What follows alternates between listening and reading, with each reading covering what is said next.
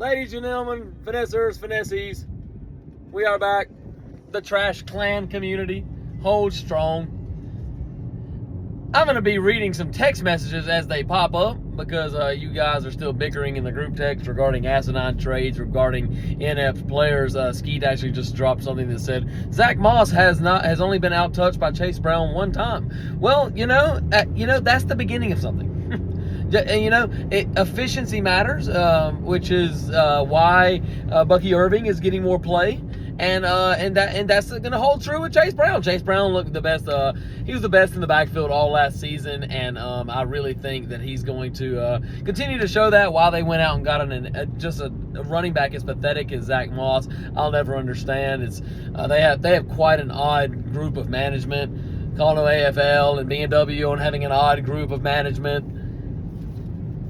Storylines. I got absolutely lobotomized today at work, so I don't know. This might be it could be shorter, could be longer, who knows? But I don't know. It could be kind of ad-lib a little bit more than the usual. But we'll see. I'm out here beside a line truck. Thank you for your great service, getting my power back up so I can watch my team absolutely clap Skeet's cheeks on Sunday. But first storyline, and it's going to not have anything to do with the NFL at all. I'd kind of like to touch on Florida State. Florida State, they have probably the most obnoxious fans in the entire country. They, for some reason, feel like, because we're Florida State and we're on the panhandle of Florida, no cheese, that we automatically get to become a top 10 team. It doesn't work like that. You don't get free handouts. Call no Democrat on wanting free handouts. That's not how it works. So that and that they thought that DJ Uyangwele was going to be the savior of the world. He's not. We know who he is. We've seen what he is. He has a consistent track record of undying ineptitude, and he has hitched that wagon to Tallahassee. He brought it from Oregon and he brought it from Clemson. I don't know who is scouting that player to give him a 5-star rating, and I also don't know who the player that threw for 350 yards against Notre Dame that one game that he was thrown into the fire. I don't know. I guess he's a head case. I really, really don't know. But so apparently there's concern that DJ Uyangwele has a finger injury, right? They're concerned that it's a long-term finger injury. Me, as an intellectual, I would be more concerned that it's a short-term injury. As a Florida State fan, I don't want them to come out and say, hey, it's a sprained finger on your non-throwing hand. No, I don't. I want them to say that the bone cut. I want them to say your throwing arm had to get amputated. If I'm a Florida State fan, because he's just not good. But moving on, I know this is an NFL fantasy show. I just had to touch on that. Connor Diddy on touching on things you shouldn't be. But, let's see what else we got here. I don't know. It's really hard to get off that. Just because I just think he's a good quarterback. And I don't know where people got the idea that he's a good quarterback. Call no Tyler Huntley on not being a good quarterback. Moving on. Skeet's dumping ground of wide receiver is continued. This week, Nico Collins gave him the business, and DK Metcalf gave him the business. Both of them well over 100 yards, and I'm pretty sure Jaden Reed had like 20-plus points, almost at 100 yards. So that was just, the wide receivers are starting to put up some staggeringly high numbers on Skeet. Call no Calder's loss column on having a staggeringly high number. So we'll see what happens with that. Hopefully that doesn't happen next week. In the next storyline, this is good. Cheese's anti-streak lives on. Yeah, Pacheco got hurt. Debo got hurt. He lost last night. He was up by like 1.6 or something like that on Gary, and Geno Smith throws a ball to the back of the end zone, a ball that didn't even need to be thrown. They weren't going to win the game, and it gets picked off.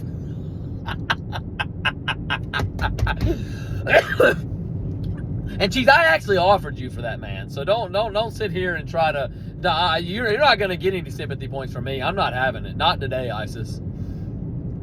So, a little thing.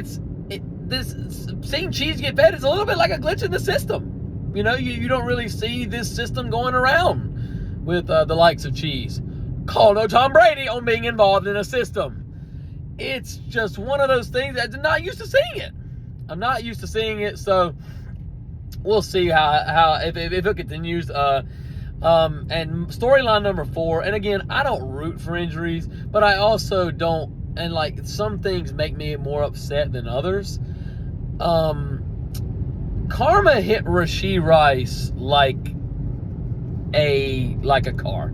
No pun intended. He went 119 miles an hour, caused damage on the interstate, hurt somebody, and fled the scene of the accident. Well, about 2 months later, his ACL fled the scene of an accident. So, did they say karma's real? I've heard it. He should be in prison, and now, honestly, I would say, well, I did mess up. Maybe you should go ahead and put me in prison this time, since my leg's in a splint, maybe go ahead and do that. But I got Skeet and Calder bantering back and forth with their mindless candor as I'm trying to make this video, and while I'm going 24 miles an hour on the interstate, we're packed in here like baby oil in Diddy's fridge. It's insane. So, next, a personal favorite segment of mine, as many of my players have made many appearances on said segment.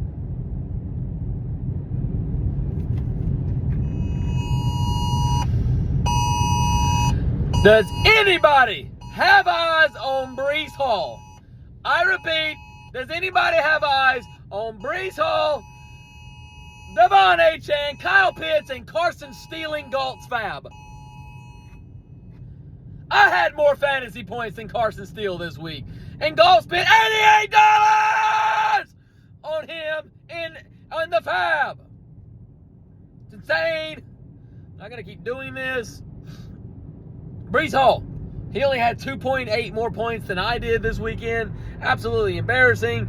Devon Achane, when you need to show up the most, you just don't. You don't. There's that. Kyle Pitts, they call him a mega egg layer because he be laying steady eggs, no cap, on gang, as the millennial Gen Zs would call it. And next segment, I got one. I'm gonna try to come up with some crazy stats for you guys this weekend, every week. This week I only have one because I got absolutely just clapped at work today. But Goff has more touchdown.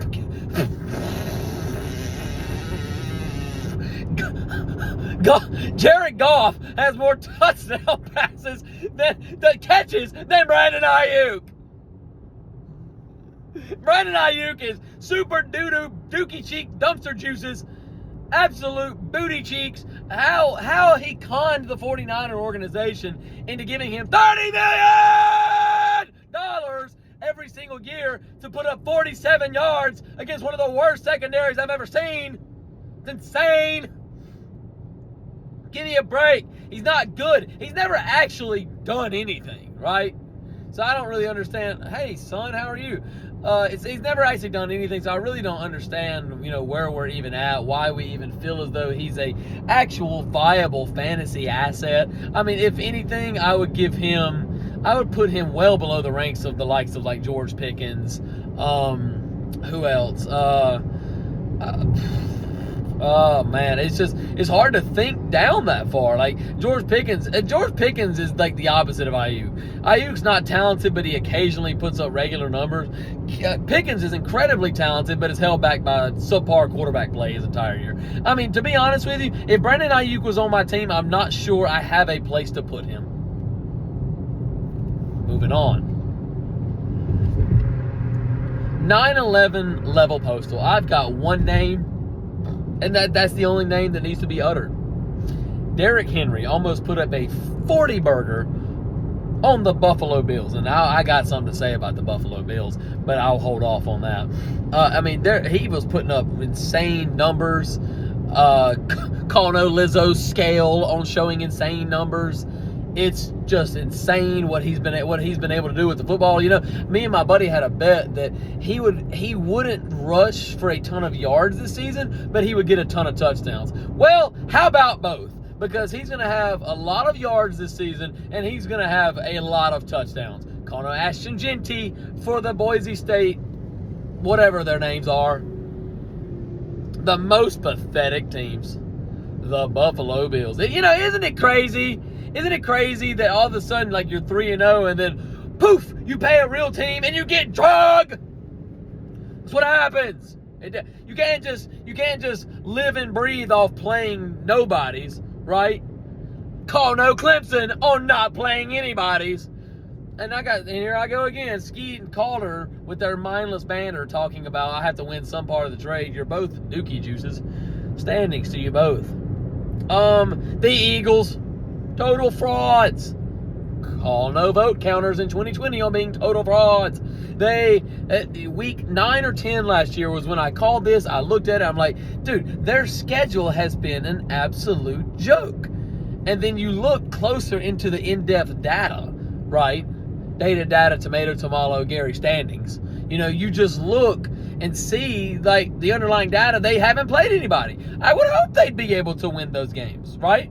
You don't see me bragging about South Carolina beating Akron 50-7 because they're dookie chooses. They're booty cheeks.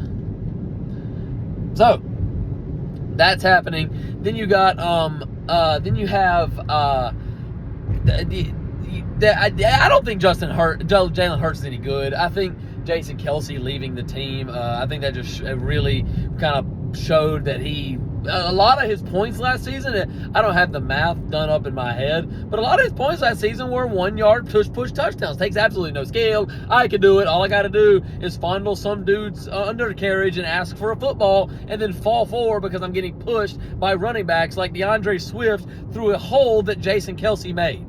So anyway, I just don't think he's that good, and I think they're being exposed in front of our eyes. The Cardinals. You know, you've got everything you need. Now you don't have a defense. Clay just sent a very asinine text message to me about Adams. I couldn't read it all. I don't know what is probably regarding my offer to Clay regarding Davante Adams. You know, I try to help those in need. You know, I was willing to take on Davante Adams' bum hamstrings. I was. But I don't know what that text said, Clay. I will get back with your camp expeditiously. The Cardinals, they just got ran over at home by that Jaden kid. Call no me on getting ran over by children at home. I mean, I think the final score was like 42-14, just complete cheek clapping at the hands of Jaden Daniels, who, by the way, has led more scoring drives than thrown in completions. I demand an expeditious apology from Alex's camp. Let's go next. We'll do it's standings week. It's standings week, and then we'll do the song of the week. High man was Clay, and Evan. Per your request, of course. I think it's time that we honor your request.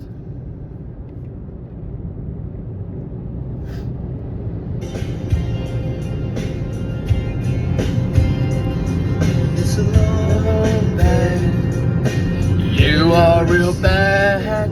You are so bad. Oh, speaking of horrid, how about say, yeah, you are so bad. You are bad. You got real low. You did not score many points. You are free falling in the standings.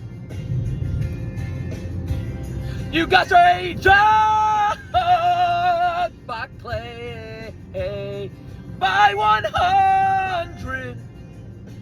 Absolute pain. Absolute lobotomization at the hands of Clay. To Evan's camp, almost lost by 100. Absolute acidity, just a straight beat down. The largest delta we've seen all season, and it'll probably stand the rest of the season. Evan, you should be ashamed of yourself. So there's that. let's see here. We'll go. Let me jump into match of the week next week. Just kind of look into it. Okay, these roads.